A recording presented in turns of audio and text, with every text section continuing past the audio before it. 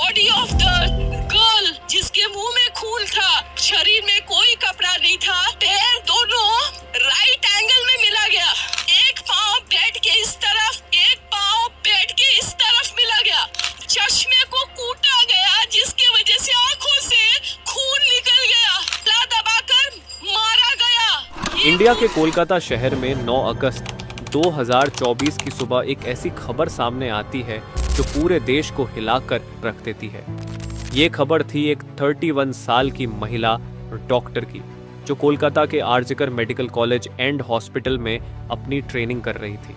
Hospital जैसे सुरक्षित माने जाने वाले जगह पर इस महिला डॉक्टर का मर्डर एंड रेप होना काफी चौंकाने वाला था। इस घटना का खुलासा तब हुआ जब डॉक्टर के डेथ बॉडी का पोस्टमार्टम किया गया।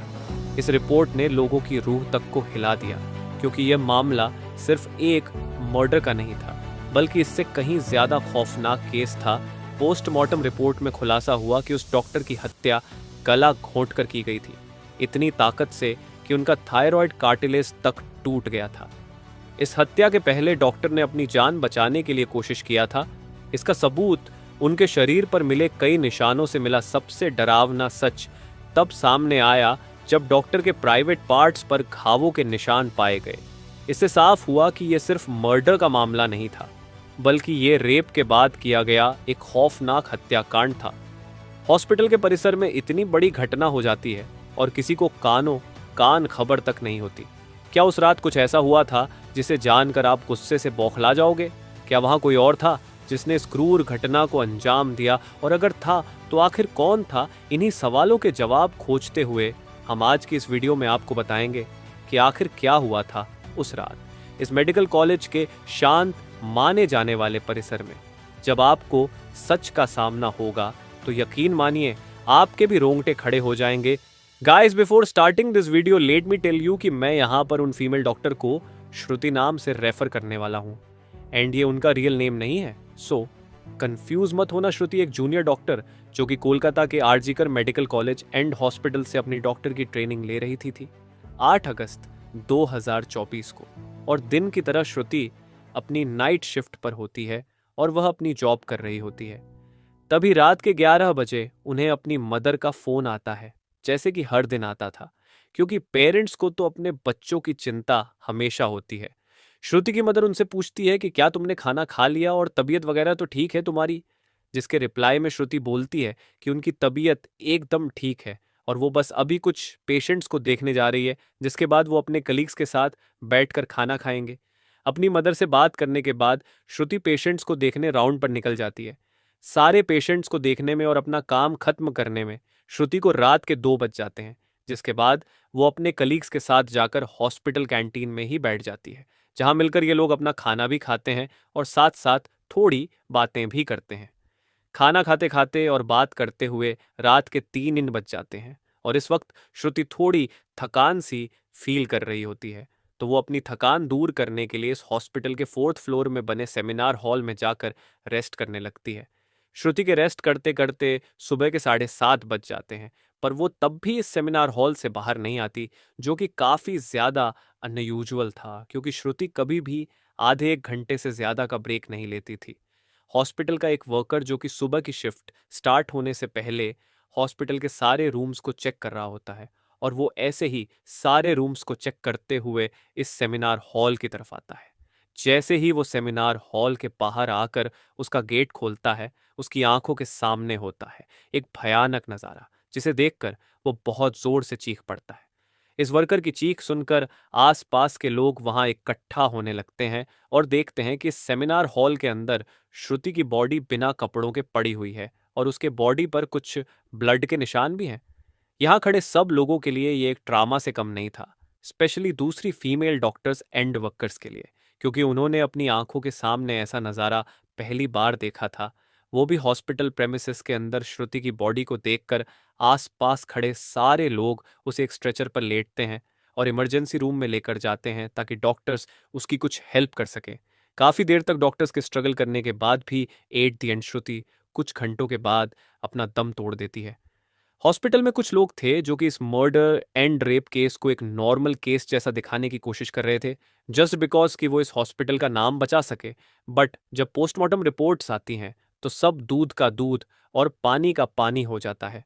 इन रिपोर्ट से साफ साफ पता चल जाता है कि श्रुति के साथ किसी ने जबरदस्ती गलत हरकत करने की कोशिश करी, और जब वो इस इंसान से अपने आप को बचाने लगी तो उसने उसका गला घूंट दिया, इवन उसे बहुत बुरी तरीके से मारा भी, और फिर उसका रेप भी किया।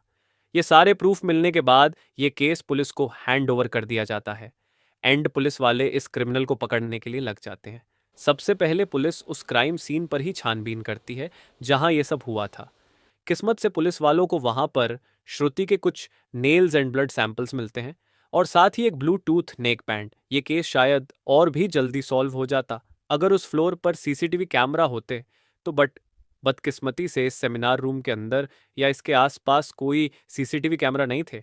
लेकिन जिस रास्ते से इस फ्लोर पर एंटर करा जाता था वहां पर कुछ सीसीटीवी कैमरा थे। पुलिस वाले इन सीसीटीवी कैमरा में सुबह के 3 बजे से 8 बजे के बीच की रिकॉर्डिंग चेक करते हैं कि इतने टाइम के बीच कितने लोग इस फ्लोर पर आए और गए थे। इन सीसीटीवी फुटेजेस को चेक करने के बाद ये पता चलता है कि टोटल 6 लोग इस फ्लोर पर आए और गए थे। ये पता लगने के बाद पुलिस वाले एक एक करके इन 6 लोगों को पूछताछ के लिए बुलाते हैं कि वो लोग वहां पर उस टाइम क्या कर रहे थे। और इन लोगों को इस बीच यहाँ कुछ भी अजीब दिखा कि नहीं, इन लोगों से पूछताछ के दौरान पुलिस वाले उनके फ़ोन का ब्लूटूथ भी ऑन करके चेक करते हैं कि जो ब्लूटूथ हेडसेट उन्हें मिला था वो इनमें से किसका था। क्योंकि आपको पता होगा ही कि एक बार अगर आप किसी ब्लूटूथ डिवाइस से अपना फ़ोन पेयर करते हो तो अगली बार वो उससे ईजिली कनेक्ट हो जाता है। और फाइनली पुलिस वालों की ये ट्रिक काम भी आती है, क्योंकि ये ब्लूटूथ नेक बैंड इन 6 लोगों में से एक आदमी के फ़ोन से कनेक्ट हो जाता है, जिसका नाम था संजय रॉय, जो कि एक सिविल वॉलंटियर था। सिविल वॉलंटियर वो लोग होते हैं जो कि पुलिस के अंडर काम करते हैं और उनकी हेल्प करते हैं छोटे मोटे कामों को मैनेज करने में। लाइक आपने बहुत सारे फेस्टिवल्स अनऑथराइज्ड पार्किंग या भीड़ भाड़ वाले एरिया में देखा होगा कि कुछ ब्लू कलर की यूनिफॉर्म्स पहनकर ऑफिसर्स खड़े रहते हैं, जिनका काम होता है कि विदाउट एनी रीज़न कहीं पर भी ज़्यादा क्राउड इकट्ठा ना हो। तो अब पुलिस वालों को अपना पहला कातिल मिल चुका था, जिसके बाद वो संजय रॉय से और गुस्से से पेश आने लगते हैं। बट संजय पुलिस वालों की किसी बात का भी जवाब नहीं दे रहा होता, क्योंकि वो काफी ज्यादा नशे की हालत में था। इस बीच पुलिस वाले संजय का फोन भी चेक करते हैं, जिसमें उन्हें भर भर के पोर्नोग्राफिक कंटेंट मिलता है, जिससे उनका शक यकीन में बदल चुका था कि संजय ही श्रुति के मर्डर का मेन कल्प्रीट है। इसके बाद पुलिस वाले संजय रॉय को और ज्यादा डराने लगते हैं एंड फाइनली वो डर कर अपना गुनाह कबूल भी कर लेता है कि उसने ही श्रुति को मारा है और उसका रेप किया है।